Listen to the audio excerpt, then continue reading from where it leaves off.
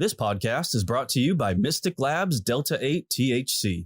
Enjoy the relaxing, blissful effects of Delta 8 in tasty gummies, vapes, oils, and more. See why our science is magic at mysticlabsd8.com. That's Mystic Labs, D as in Delta, the number 8.com.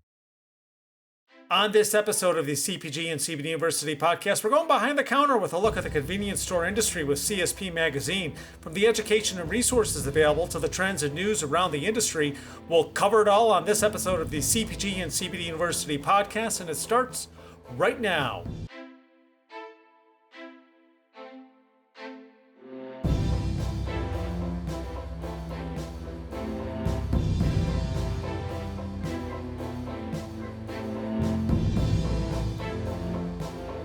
I'm Joe Augustinelli, host of the CPG and CBD University podcast. We welcome you back to our podcast, and it's always great to welcome new guests to the podcast. And today we are going inside the convenience industry with CSP Magazine, a leading media outlet for retailers, distributors, and convenience store chains.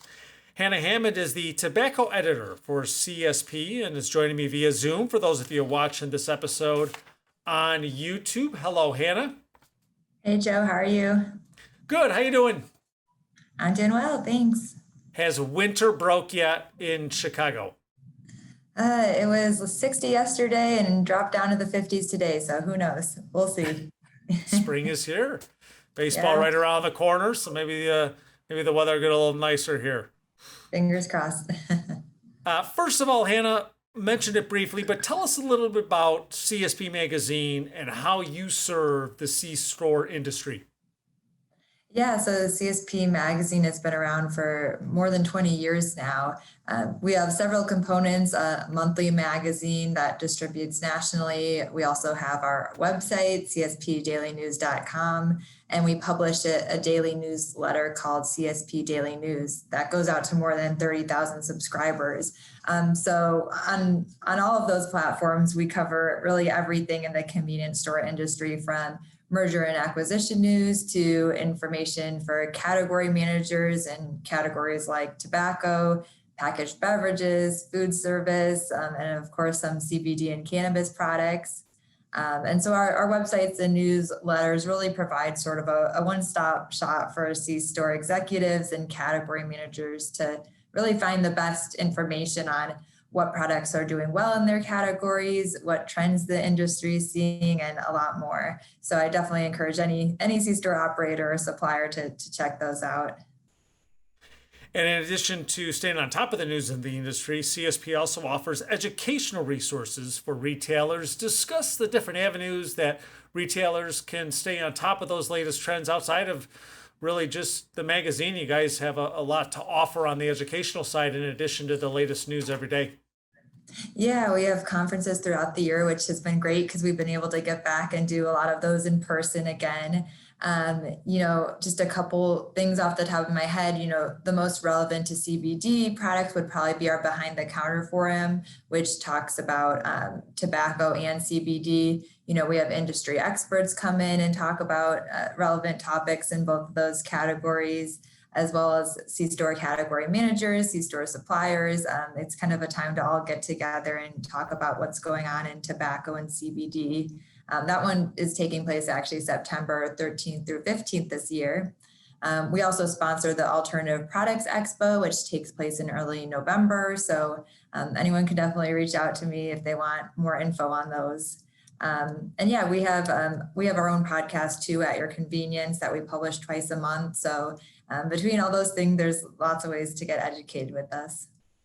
And we'll have links to some of that information in the description to this podcast, including a link to the contact info for those of you interested in learning more about those educational resources. So, okay, shifting gears now to the tobacco and hemp industries when it comes to convenience. Seems like there's something happening every day. We've heard a lot about the tobacco industry. What challenges are retailers facing as we go along here in 2022? Yeah, like you said, there's always some regulation hurdle that the tobacco industry and CBD industry is facing. Kind of the top of mind thing now, I know for a lot of C-store tobacco retailers, is the FDA is going through its pre-market tobacco product application, or PMTA, review. So essentially that is going to decide which major players are allowed to be marketed in the US. We're still waiting to hear on decisions for people like, or companies like Juul and Views Alto. So depending on what the FDA decides, it really could shape the future of what vapor products are going to look like going forward on C-stores back bars. So that's one of the main regulation things we're watching. We saw the other day, President Biden signed the Consolidated Appropriations Act, which gave the FDA authority over synthetic nicotine. So we're still waiting to see what changes might come along with that. So always something going on with the FDA. We know they've also talked about banning menthol in cigarettes and flavors in cigars. So we're keeping our eye out for updates on that. Meanwhile, we're seeing some products doing really well in the category. Outside of regulation, we're keeping an eye on alternative tobacco products like modern oral nicotine, which is really showing great growth right now. So that's kind of a quick overview of what we've been keeping an eye on in the tobacco space.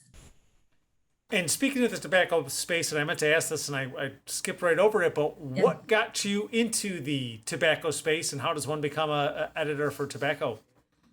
Yeah, so when I first started here, I actually covered snacks and candy, and then just based on which beats were available, I kind of migrated into packaged beverage and tobacco. So really just a matter of what needed to be covered.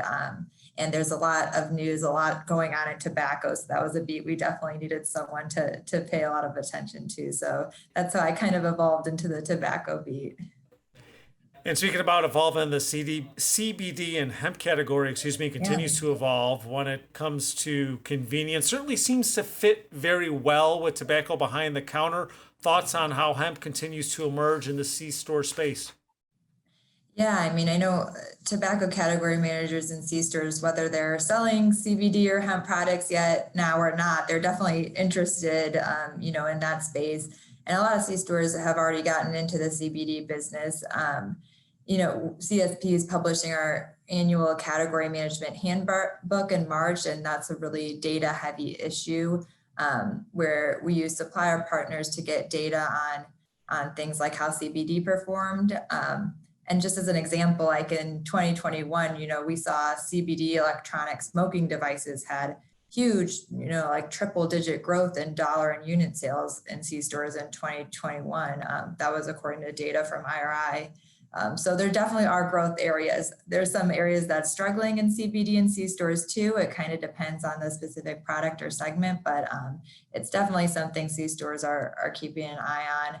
I certainly wouldn't be surprised if in the next few years we saw more CBD products with tobacco on the back bar. It does kind of make sense to pair those together. Just anecdotally from what I've heard from C-store retailers is a lot of them will have CBD maybe on a case by the checkout counter, but some I know put CBD products like CBD vapor on the back bar already. So definitely blur some lines with CBD and tobacco products. And it really makes sense that C-stores could be a go-to spot for CBD because they've already been on the forefront of innovation when it comes to, any products in the C-store.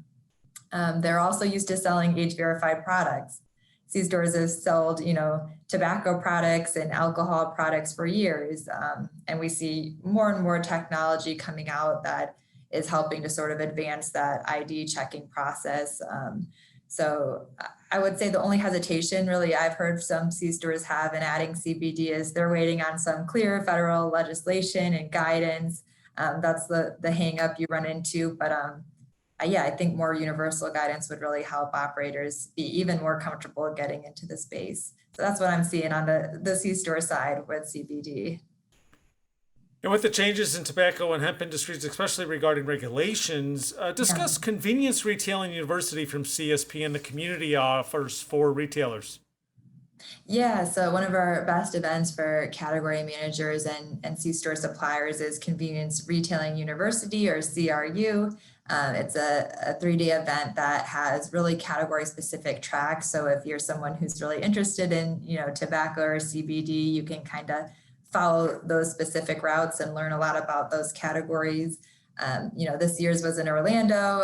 And for example, I hosted a Q&A panel on behind the counter with some of our category manager of the year finalists. So these are people who are really, doing well in their field and know a lot about these topics. So it's always fun to learn a lot from them. Anyone can visit convenienceretailing.com for more information on next year's event.